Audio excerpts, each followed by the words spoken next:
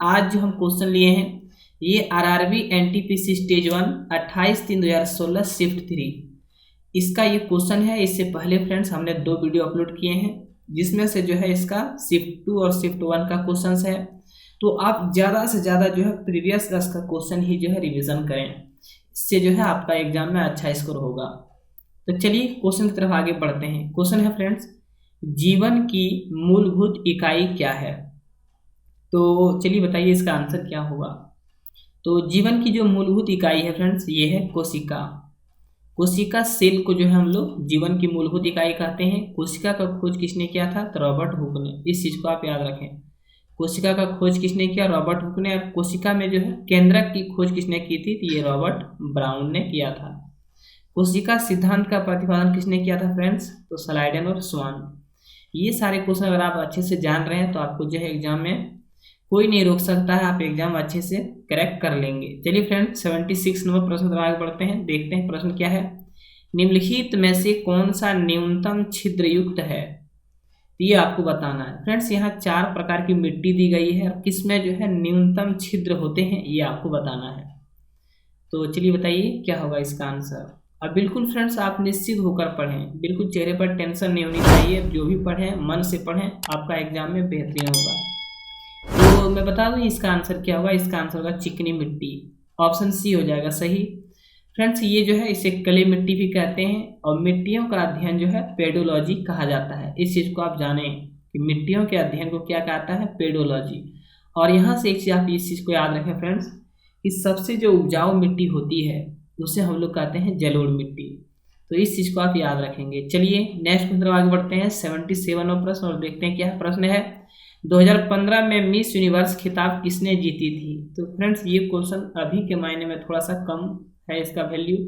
इसका जो आंसर होगा फ्रेंड्स ये होगा ऑप्शन बी। उस समय का ये करंट अफेयर्स रहा था। ये जो है पिया उत्सबेक है इसका आंसर फ्रेंड्स। तो ये आप देख लीजिएगा। चलिए 78 नंबर प्रश्न की आगे बढ़ते हैं और देखते हैं क्या प्रश्न है। आप देख सकते हैं कि चाणक्य का एक अन्य नाम क्या था? तो चलिए बताइए इसका आंसर क्या होगा। तो चाणक्य का एक अन्य जो नाम था फ्रेंड्स ये था विष्णुगुप्त। ऑप्शन बी हो जाएगा सही। और चाणक्य को ही जो है हम लोग कौटिल्य कहते हैं। काफ़ी फेमस व्यक्ति थे ये जो है कौटिल्य। इनका फ्रेंड्स एक पुस्तक है अर्थशास्त्र।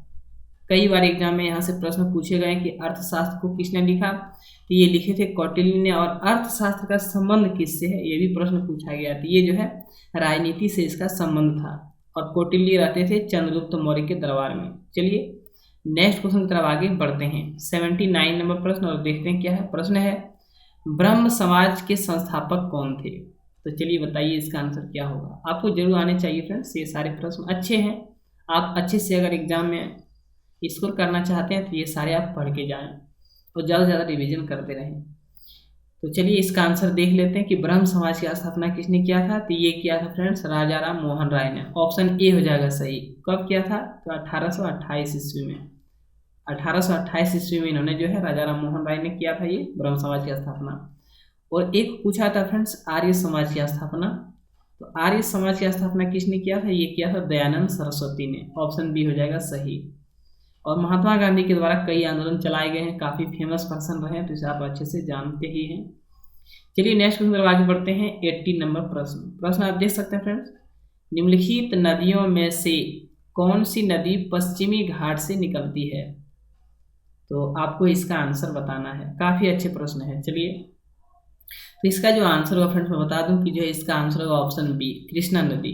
कृष्ण लिखा हुआ है, ये कृष्णा नदी है, इस चीज़ को देखें। और कृष्णा नदी कहाँ से निकलती है फ्रेंड्स? ये पश्चिमी घाट से जो है महाबलेश्वर के समीप से ये नदी निकलती है। तो आप इस चीज़ को याद रखें।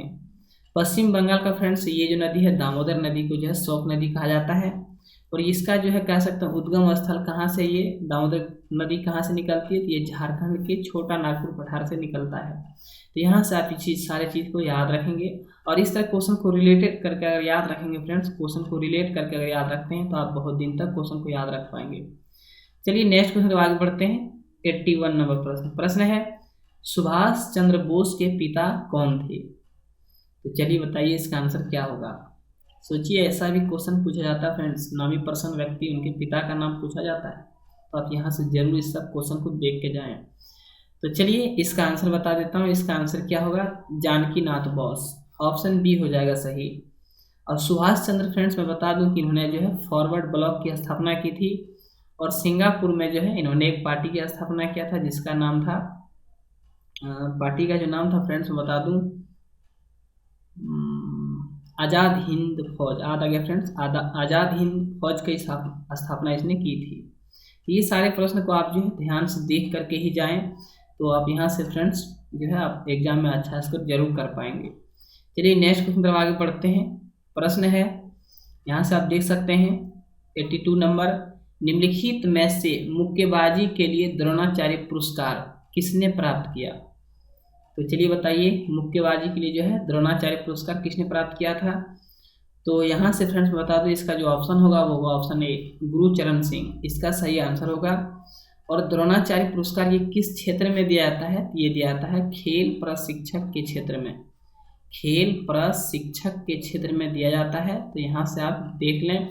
और ये गुरु द्रोणाचार्य पुरस्कार जो है इसकी प्रारंभ कब हुई थी, कब से देना शुरू हुआ था? तो ये 1985 ईस्वी से। और इस पुरस्कार का जो वैल्यू है फ्रेंड्स, जो मान होते हैं रुपये में, वो 5 लाख रुपये होते हैं।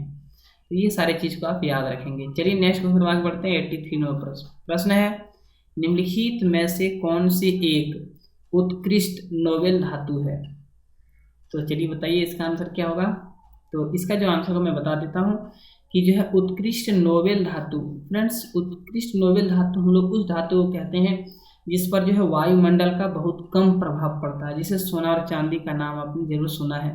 तो ये जो है चांदी इसका सही आंसर होगा। नोबेल धातु इसे कहा जाता है। एक होता है नोबेल गैस, जिसको अक्रिय गैस कहते हैं, आर्गन, जेडन, रेनन, क्रिप्टन, हीलियम, नियोन, ये सभी जो है नोबेल गैसें होते हैं। लेकिन नोबेल धातु जो है फ्रेंड्स ये है चांदी और सोना, प्लेटिनम, ये सारे इसके उदाहरण होते हैं। चलिए नेक्स्ट क्वेश्चन आगे बढ़ते हैं। प्रश्न है 84 नंबर, निम्नलिखित में से किसने 2015 में सर्वश्रेष्ठ एनिमेटेड फीचर फिल्म के लिए ऑस्कर पुरस्कार जीता है? तो चलिए बताइए इसका आंसर क्या होगा? तो उस समय का यह करंट अफेयर्स था फ्रेंड्स। तो ये जो है इसका आंसर ऑप्शन बी हो जाएगा, बिग हीरो। इसमें आपको एक चीज़ जरूर जानना चाहिए फ्रेंड्स कि जो है ऑस्कर पुरस्कार जो है सिनेमा के क्षेत्र में दिया जाता है। सिनेमा का क्षेत्र का यह सर्वश्रेष्ठ पुरस्कार है, और ये जो है अमेरिका के द्वारा दिया जाता है, अमेरिका के द्वारा। इस चीज़ को आप ध्यान रखें। इसकी शुरुआत हुई थी 1929 ईस्वी में। तो इस चीज़ का भी आप ध्यान रखेंगे। चलिए नेक्स्ट क्वेश्चन आगे बढ़ते हैं। 85 नंबर प्रश्न है, आप देख सकते हैं। प्रश्न है, प्रसिद्ध यात्री जहाज टाइटैनिक किस देश का जो है था? तो चलिए बताइए इसका आंसर क्या होगा? तो इसका जो आंसर होगा फ्रेंड्स, ये टाइटैनिक जो है जहाज था काफ़ी फेमस, और ये जो है ग्रेट ब्रिटेन के थे। लेकिन जो है इनका दुर्घटना हो गया था, और ये जो है पूरी तरह से समुद्र में डूब गया था। हिमशैल जो होता है फ्रेंड्स, जो समुद्र में जो बर्फ होते हैं उसी से टकराया, और ये जो है धाराशाही हो गया समुद्र में। तो इस चीज़ को आप ध्यान देंगे। और ये था ग्रेट ब्रिटेन का। चलिए नेक्स्ट क्वेश्चन पर आगे बढ़ते हैं। प्रश्न है, आप देख सकते हैं 86 नंबर प्रश्न है, मारियाना ट्रेंच, जिसे हम लोग मारियाना गर्त भी कहते हैं, तो ये जो है किस महासागर में स्थित है? तो चलिए बताइए इसका आंसर क्या होगा? तो इसका जो आंसर होगा फ्रेंड्स वो होगा प्रशांत महासागर। मैं बता दूं कि सबसे बड़ा महासागर जो है प्रशांत महासागर है, और ये मारियाना ट्रेंच जो है मारियाना गर्त इसी में पाया जाता है, जिसकी कुल गहराई अगर पता करें फ्रेंड्स तो ये जो है 11,022 मीटर है इसकी कुल गहराई। और यहाँ से आप इसको ध्यान रखेंगे, मारियाना गर्त। और सुंडा गर्त फ्रेंड्स एक और यहाँ से एक क्वेश्चन और पूछा जाता है कि सुंडा गर्त जो है किस महासागर में पाया जाता है? तो ये हिंद महासागर में पाया जाता है सुंडा गर्त। तो ये सारे क्वेश्चन को आप जरूर याद रखेंगे। चलिए नेक्स्ट क्वेश्चन पर आगे बढ़ते हैं। 87 नंबर प्रश्न है, मानव शरीर में सबसे छोटी हड्डी कौन सी है? तो चलिए बताइए इसका आंसर क्या होगा? मानव शरीर में जो है सबसे छोटी हड्डी कौन सी है? तो ये जो है इसका आंसर हो जाएगा सी, स्टेपिज। और ये हड्डी जो है फ्रेंड्स स्टेपिज कान में पाई जाती है। तो इस चीज़ को आप याद रखें। हड्डियों के अध्ययन को जो है ऑस्टियोलॉजी कहा जाता है, हड्डियों के अध्ययन को ऑस्टियोलॉजी कहा जाता है। और सबसे छोटी हड्डी स्टेपिज है, और सबसे बड़ी हड्डी जो है जांघ में पाया जाता है, इसे फीमर की हड्डी कहते हैं। सबसे बड़ी हड्डी यह होती है। मनुष्य के शरीर में कुल जो है 206 हड्डियाँ होती है।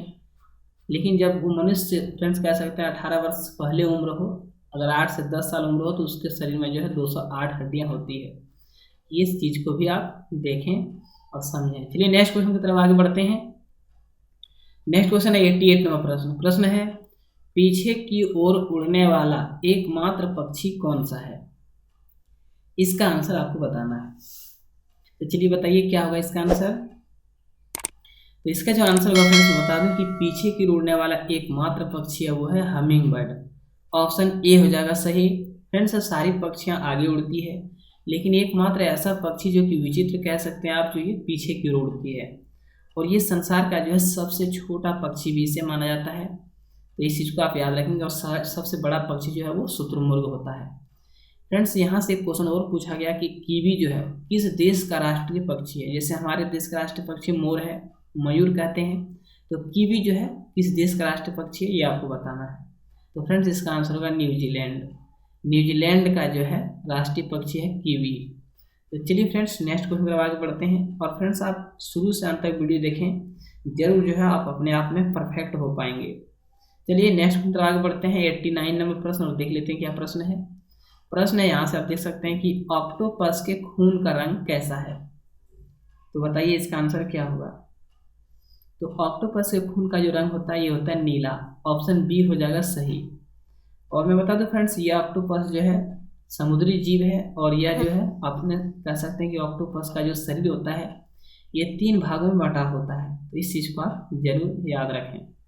चलिए 19 नंबर प्रश्न पर आगे बढ़ते हैं। प्रश्न है ऑस्ट्रेलिया का सबसे अधिक घनी आबादी वाला शहर कौन सा है? काफ़ी अच्छे प्रश्न है, ये सारे प्रश्न आपको जरूर आने चाहिए। तो फ्रेंड्स ये जो है ऑस्ट्रेलिया का सबसे अधिक कह सकते हैं घनी आबादी वाला जो शहर है, ऑप्शन बी हो जाएगा सही, सिडनी। और ये जो सिडनी है फ्रेंड्स ऑस्ट्रेलिया का एक नदी है, डार्लिंग नदी। डार्लिंग नदी के किनारे ही सिडनी बसा हुआ है। तो ये आप ध्यान से देख लीजिएगा। चलिए 91 नंबर प्रश्न पर आगे बढ़ते हैं और देखते हैं प्रश्न क्या। प्रश्न है भारतीय विज्ञान संस्थान कहाँ पर स्थित है? काफ़ी अच्छे प्रश्न है। चलिए बताइए इसका आंसर क्या होगा। तो इसका जो आंसर होगा फ्रेंड्स वो होगा ऑप्शन बी, बेंगलुरु। इसका आंसर होगा बंगलुरु होगा। और इसी में बता दूं कि प्रत्येक वर्ष 28 फरवरी को फ्रेंड्स राष्ट्रीय विज्ञान दिवस मनाया जाता है। तो ये भी आप याद रखें। चलिए नेक्स्ट क्वेश्चन आगे बढ़ते हैं। 92 नंबर प्रश्न है निम्नलिखित में से कौन सा खेल ओलंपिक खेल से हटा दिया गया? तो इसका आंसर आपको बताना है। चलिए बताइए क्या होगा इसका आंसर। किस खेल को जो है ओलंपिक खेल से हटा दिया गया है? तो इसका जो आंसर होगा फ्रेंड्स वो होगा ऑप्शन सी, बेसबॉल। बेसबॉल को जो है ओलंपिक से हटा दिया गया है। तो इसे आप ध्यान से देख लें। और एक चीज़ मैं बता दूं यहाँ से फ्रेंड्स कि ओलंपिक खेल की जो शुरुआत हुई थी, आधुनिक ओलंपिक खेल, ये 1896 से कह सकते हैं इसकी शुरुआत हुई थी। यहाँ से आप देख लेंगे ध्यान से। चलिए नेक्स्ट क्वेश्चन आगे बढ़ते हैं। 93 नंबर प्रश्न है कंप्यूटर के संदर्भ में LAN लैन का क्या तात्पर्य है? ये क्वेश्चन जो है एग्जाम में कई बार रिपीट हुए हैं, तो आप इसे ध्यान से जरूर देखें। तो कंप्यूटर के संदर्भ में जो लैन का होता फुल फॉर्म कह सकते हैं फ्रेंड्स, ये होता है local area network. Option B हो जाएगा सही, लोकल एरिया नेटवर्क। और कंप्यूटर के पिता किसे कहा जाता है? तो ये कहा जाता है चार्ल्स बेबेज। इस चीज़ को भी आप ध्यान से देखें। चलिए नेक्स्ट क्वेश्चन आगे बढ़ते हैं। 94 नंबर प्रश्न है वर्तमान में हमारे द्वारा उपयोग किए जाने वाले रासायनिक प्रतीकों की उपयोग विधि किसने तैयार की? तो चलिए बताइए क्या होगा इसका आंसर। तो इसका जो आंसर होगा फ्रेंड्स वो होगा बर्जीलियस। ऑप्शन सी हो जाएगा सही। तो इस चीज़ को आप याद रखें। और जॉन डाल्टन ने जो है परमाणु सिद्धांत दिया था। लुईस पास्चर ने जो है तो ये जो है रेबीज के टीके की खोज की थी। तो इस चीज़ को आप ध्यान से पढ़ें और रिलेट करके क्वेश्चन को जो है रिलेट करके जितना पढ़ेंगे उतना आप जो है अच्छे से याद रख पाएंगे। चलिए 95 नंबर प्रश्न तो आगे बढ़ते हैं। प्रश्न है पृथ्वी का जल चक्र किसके द्वारा संचालित होता है? तो चलिए बताइए फ्रेंड्स क्या होगा इसका आंसर। पृथ्वी का जल चक्र किसके द्वारा संचालित होता है? तो इसका जो आंसर होगा वो होगा ऑप्शन सी, सूर्य के द्वारा। इस चीज़ को आप याद रखें फ्रेंड्स। सूर्य जो है कह दो ये ब्रह्मांड का केंद्र है। सूर्य के चारों तरफ ही जो है सभी ग्रह चक्कर लगाते हैं। सूर्य का अनुमानित उम्र जो है 5 बिलियन वर्ष, 5 बिलियन वर्ष सूर्य का उम्र हो चुका है। तो इस चीज़ को आप याद रखें। चलिए नेक्स्ट क्वेश्चन आगे बढ़ते हैं। 96 नंबर प्रश्न है ONGC का मुख्यालय कहाँ स्थित है? तो चलिए बताइए इसका आंसर क्या होगा। ONGC का जो है मुख्यालय कहाँ है आपको बताना है। तो इसका जो आंसर होगा फ्रेंड्स बता दूं, इसका आंसर होगा ऑप्शन डी, देहरादून। उत्तराखंड की जो राजधानी देहरादून, उसी में जो है इसका मुख्यालय है ONGC का, जिसे आप याद रखेंगे। और ये विशाखापट्टनम जो है आंध्र प्रदेश में है, समुद्र के किनारे है। चलिए नेक्स्ट की तरफ आगे बढ़ते हैं। 97 में प्रश्न है रॉबर्ट गालब्रेथ को बेहतर तरीके से किस नाम से जानते हैं? ये भी काफ़ी अच्छे प्रश्न है, तो आप इसे जरूर देख लें। रॉबर्ट गालब्रेथ को जो फ्रेंड्स कह दो, इसका आंसर होगा ऑप्शन डी, JK रोलिंग के नाम से जाने जाते हैं। तो इसे आप याद रखेंगे, JK रोलिंग। चलिए नेक्स्ट क्वेश्चन आगे बढ़ते हैं। 98 नंबर प्रश्न, और 98 नंबर प्रश्न आप देख सकते हैं कि थॉमस कप किस खेल से जुड़ा हुआ है? तो चलिए बताइए क्या होगा इसका आंसर। थॉमस कप किस खेल से जुड़ा हुआ है? तो फ्रेंड्स ये जुड़ा हुआ है बैडमिंटन से। और फ्रेंड्स बैडमिंटन से बहुत सारे कप होते हैं जो खेल से जुड़ा हुआ है। नारंग कप, चड्ढा कप, अमृत दीवान कप, तो ये सारे जो कप हैं सभी बैडमिंटन से जुड़े हुए हैं। तो चलिए नेक्स्ट क्वेश्चन पर आगे बढ़ते हैं। 99 नंबर प्रश्न है सूर्य की ऊर्जा किस माध्यम से उत्पन्न होती है? कई बार एग्जाम में रिपीट हुए ये प्रश्न, आपको जरूर आने चाहिए। चलिए बताइए क्या होगा इसका आंसर। सूर्य की जो ऊर्जा किस माध्यम से उत्पन्न होती है? तो ये होती है फ्रेंड्स ऑप्शन ए, परमाणु संलयन से। सूर्य में जो ऊर्जा उत्पन्न होती है वो जो है हाइड्रोजन और हीलियम के जो है परमाणु आपस में संलयन करते हैं, मिलते हैं, जिससे जो है विशाल ऊर्जा मुक्त होती है। तो यहाँ से आप इस चीज़ को जो है ध्यान से देखें। चलिए 100 नंबर प्रश्न की तरफ आगे बढ़ते हैं और देखते हैं क्या प्रश्न है। निम्नलिखित में से कौन सा शहर वास्तुकला की दृष्टि से नियोजित शहर है? तो चलिए बताइए क्या होगा इसका आंसर। कौन सा शहर जो है वास्तुकला की दृष्टि से नियोजित शहर है? तो इसका जो आंसर होगा फ्रेंड्स वो होगा चंडीगढ़। ऑप्शन डी हो जाएगा सही। वास्तुकला की दृष्टि से है चंडीगढ़ कह सकते हैं नियोजित शहर है। और मुंबई को जो है भारत की आर्थिक राजधानी कही जाती है। और हमारा जो है राष्ट्रीय विज्ञान संस्थान कहाँ है? तो ये भी बेंगलुरु में है।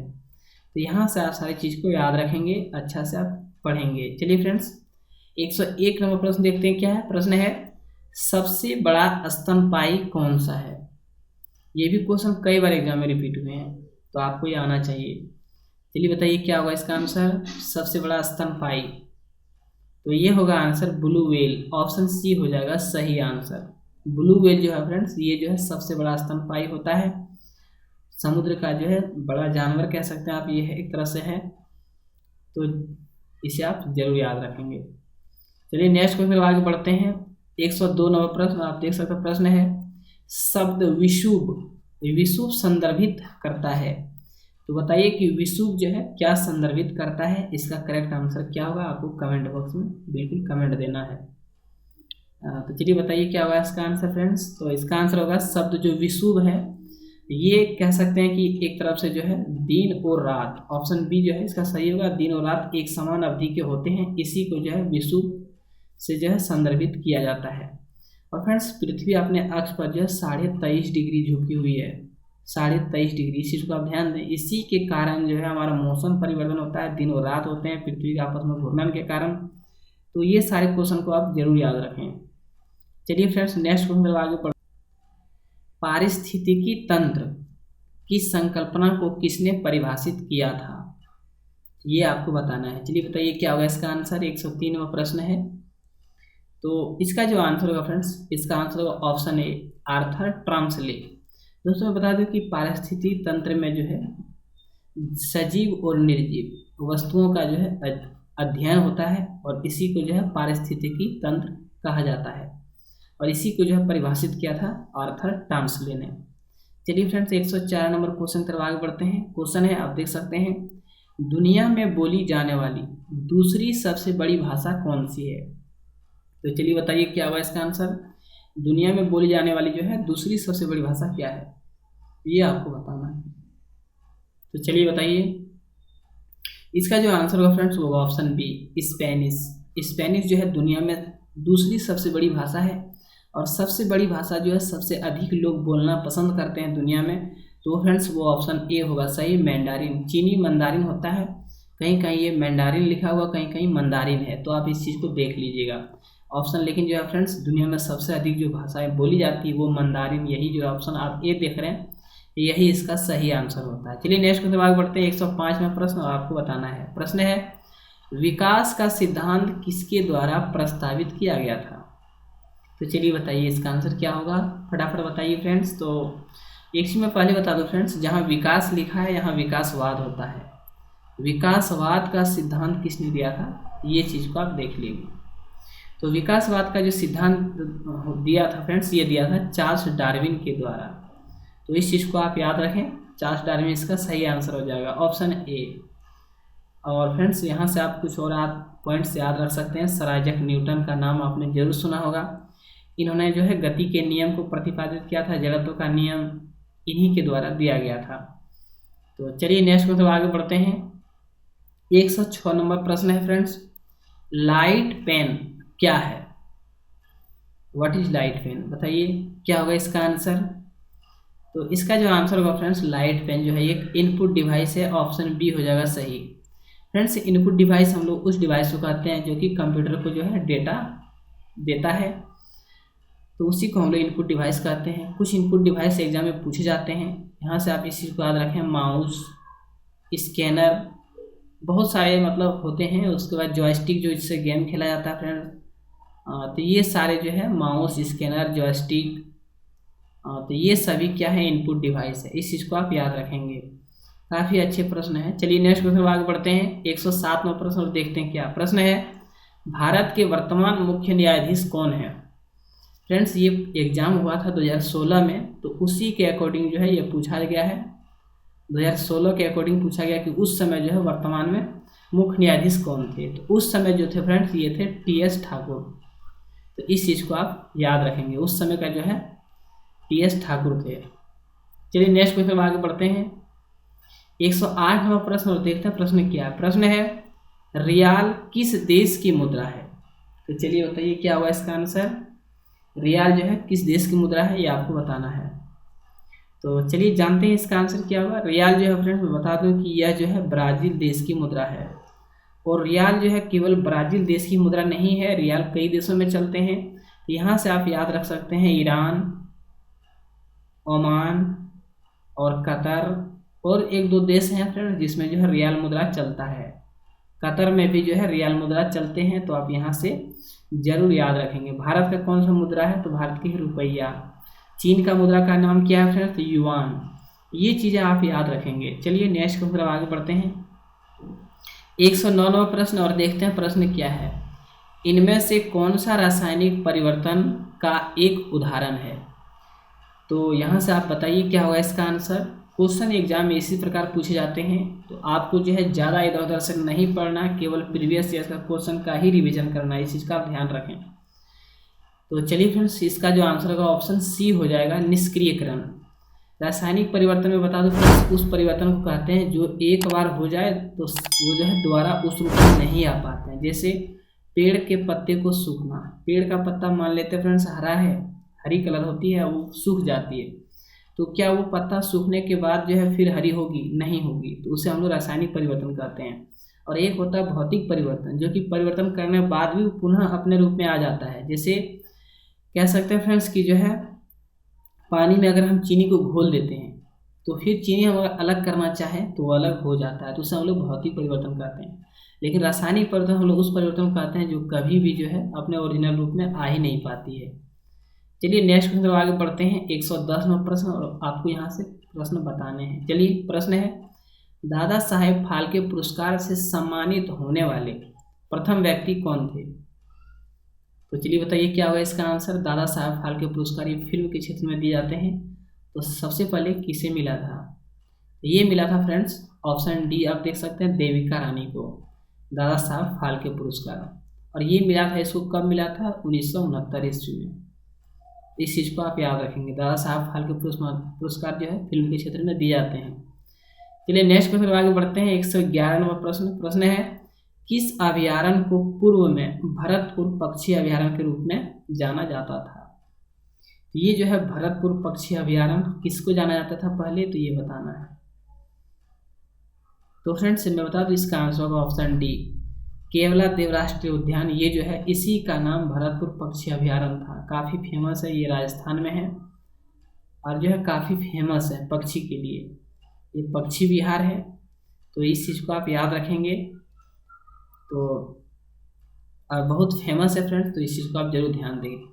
चलिए नेक्स्ट क्वेश्चन आगे बढ़ते हैं। 112 नंबर प्रश्न है, पौधे का कौन सा हिस्सा पानी और खनिज के परिवहन को सक्षम करता है।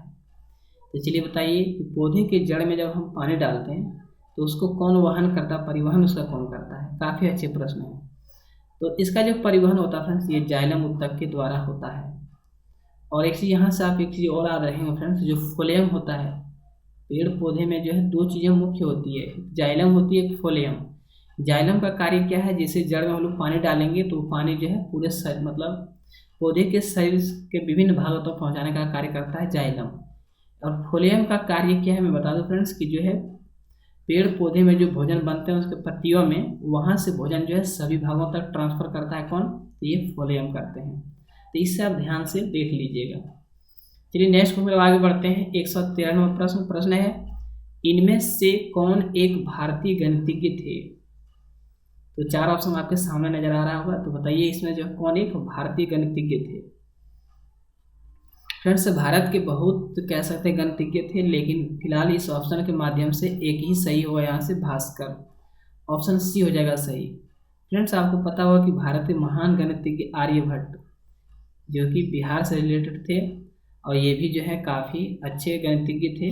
इन्होंने ही जो है आर्यभट्ट ने ही दशमलव प्रणाली का जो है शुरुआत किया था, और जीरो का भी जो कह सकते हैं प्रकार से आविष्कार भी इसी ने किया था। तो यहाँ से फ्रेंड्स इस सारे क्वेश्चन को आप जरूर ध्यान से देख लीजिए और अच्छे से पढ़िए, तभी आपका एग्जाम में सिलेक्शन हो पाएगा। तो फ्रेंड्स इस वीडियो में इतना ही था। अगर वीडियो पसंद आया होगा तो वीडियो को जरूर जो है लाइक कीजिएगा, चैनल पर नए होंगे तो चैनल को सब्सक्राइब कीजिएगा। इस वीडियो में इतना ही, तब तक के लिए जय हिंद जय भारत।